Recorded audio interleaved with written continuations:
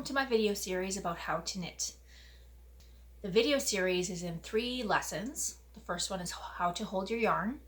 The second one is how to do the knit stitch, and the third one is how to do the purl stitch. However, these lessons are part of a larger tutorial series that I have on my website that takes you through all of the steps you need to know to complete a project.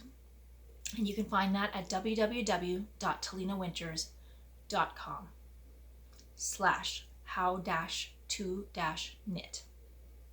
To go with the tutorial series, I designed a pattern specifically for absolute beginners called the Building Blocks Cowl/Hood. And it uses all the basic stitches that we are going to be learning in these lessons. In the first lesson, we're going to be learning how to hold your yarn. Before you even watch this tutorial about how to hold your yarn, you need to get some stitches on your needle. Now, our starter stitches are made by doing what's called casting on. And the best thing to do when you're a brand new knitter is, if you happen to know a knitter, get them to cast on your stitches for you, just some practice ones, and also knit into the first row, because the cast on row can be a little tricky to knit into.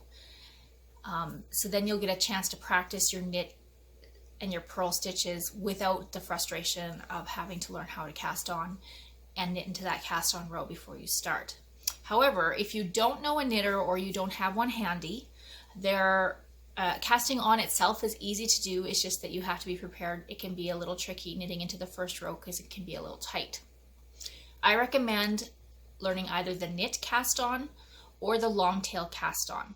These cast ons are both linked to in my how to knit tutorials on my website, or you can go directly to either tutorial for either of those cast ons by going to www.talinawinters.com/either long-tail-cast-on or knit-cast-on. And I will include those links in the description below. Let's get started. I am going to show you both Continental and English styles of knitting this today, just so you can choose which is most comfortable for you. I personally prefer Continental, which simply means holding your working yarn in your left hand while you knit. It's closer to crochet and it requires less movement of your needles and your hands. So I believe the fastest knitters in the world do knit Continental. However, I've seen some pretty fast knitters knitting the other way, which is holding your working yarn in your right hand. Okay, so the first thing you need to do, if you're going to knit Continental, you need to learn how to wrap your yarn. And it doesn't matter exactly how you wrap it, as long as the way you wrap it around your hand gives you very good tension, which means you're going to be able to keep this yarn nice and tight, but still able to move through your hand as you work. You do not have to wrap your hand exactly the way I have mine, but this is the way I have found easiest to make sure that I keep the right tension on my work. And this is how I do it. I take my ball end, which is way over here, and I let it trail off the bottom of my pinky finger. I wrap it around my pinky finger one whole time.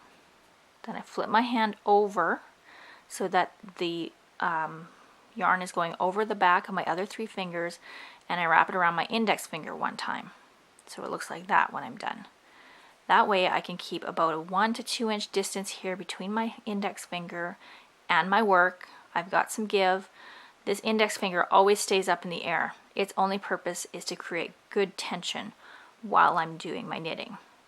I hold my work with my middle finger and my thumb, and I'm in the habit of always hold the second stitch on my needle, and I hold it about 1 to 2 inches away from the end of my needle, so that while I'm working, you can see this, I keep my thumb on there so that I'm never in danger of having more stitches come off my needle than I want to. It's only ever the very first stitch that has the ability to come off my needle.